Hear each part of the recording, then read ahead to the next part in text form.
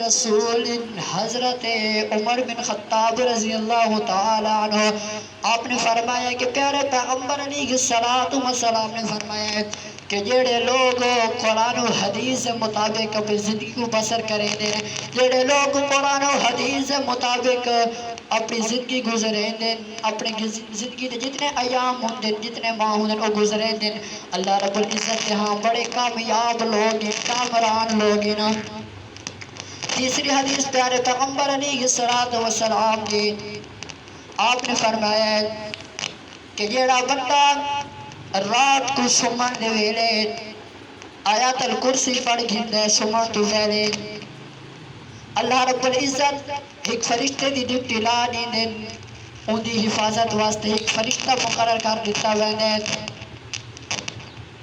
ایک کی دی فضیلت ہے؟ قرآن کریم دی فضیلت ہے، شان قرآن کریم دی۔ اللہ رب العزت نے فرمایا کہ جیڑا بندہ قرآن کریم دینا تعلق جوڑ گھندے، اپنے تعلق قائم کر گھندے، میں ان بندے کو فضیلت نہ بڑھا دینا۔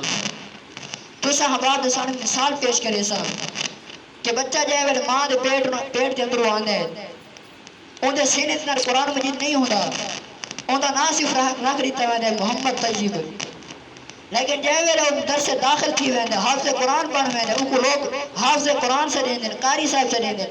کیا وجہ ہے؟ ایک قرآن کا مقام ہے، اللہ رب العزت نے انسان کو مقام دیتا ہے، شان دیتی ہے، یہ حافظ قرآن کا مقام ہے، شان ہے۔ اونا حضرات پیارے پیغمبر علیہ السلام نے فرمایا